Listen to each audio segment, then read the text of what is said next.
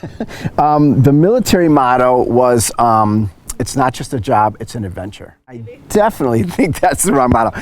Or it should say in parentheses, but not a good one or something. It should be more clear than that.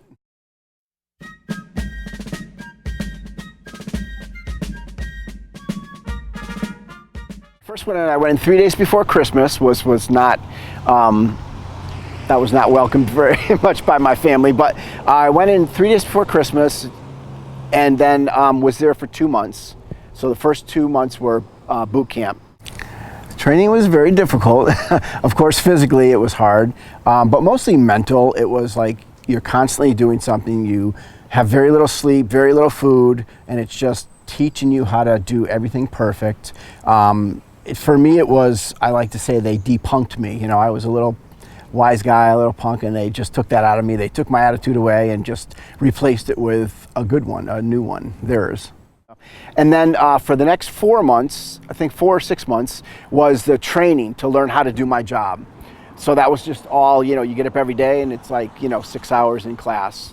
And then after that, it was 2 years in a training squadron, and it was a training squadron because it was a brand new plane, so everybody was there, was just learning that new plane. So it was 2 years in California in this squadron. And from there, we would go on deployments to Arizona or Nevada, spend a month there, and just drop bombs all day, out on the desert, out in the flight line, just loading up planes, dropping bombs, cleaning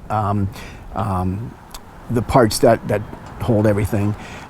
When I became a petty officer, I had a bunch of people working under me, and I had to now treat them like the uppers treated me. So I was supposed to yell at them and write them up for, if their haircut wasn't short enough or their boots weren't shining. I hated doing that. I was like, can't we all just get along?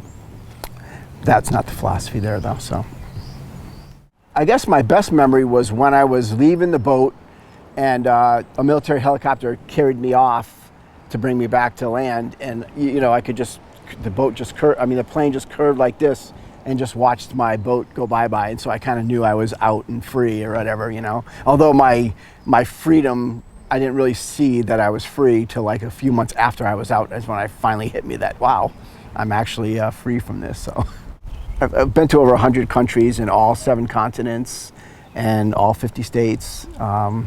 And I'm not even close to being done.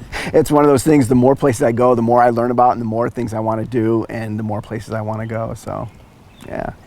I guess the Galapagos Islands, that was a pretty great place. There's plenty of wildlife above land and below. And, but I, went sailing through the islands and got bit by a sea lion and, exciting things like that. But then I also, ended up getting a job there, even though I wasn't supposed to because I'm not from Ecuador. I got a job on a dive boat, so I ended up spending 3 months there working and diving every day. So that's kind of hard to top.